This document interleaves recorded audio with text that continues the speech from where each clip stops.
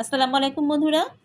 শুরু করছি পরম করুণাময় আল্লাহ তাআলার নামে, যিনি সমস্ত কিছুর উপর ক্ষমতাবান, রহমতওয়ালা এবং মেহেরবান।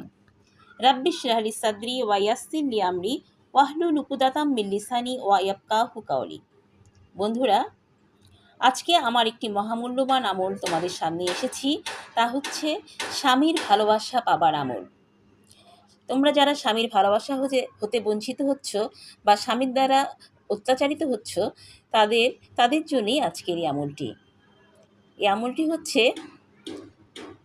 এই আমলটি হচ্ছে সূরা ইয়াসিনের 58 নম্বর আয়াত। বন্ধুরা, সূরা ইয়াসিনের 58 নম্বর আয়াত, সালামুন কাওলাম মির রব্বির রাহিম। সালামুন কাওলাম মির রব্বির রাহিম তোমাদের প্রতিদিন 66 টাইমস মানে 66 বার করে পাঠ করতে হবে এবং মহান আল্লাহ পাকের কাছে প্রার্থনা করতে হবে, হে আল্লাহ, তুমি আমাকে আমার স্বামীর ভালোবাসা ফিরিয়ে দাও। সো বন্ধুরা, এই আয়াতটি করেই দেখো তোমরা কিভাবে তার ফলাফল অতি দ্রুত পেয়ে যাচ্ছ।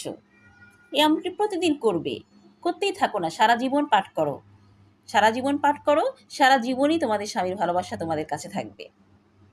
সো বন্ধুরা, আর দেরি না করে আজই আমলটি শুরু করো এবং আমার এই আমলটি ভালো লাগলে অবশ্যই লাইক করবে, শেয়ার করবে এবং সাবস্ক্রাইব করবে। ভালো থাকবে সবাই। আসসালামু আলাইকুম। শুকরিয়া।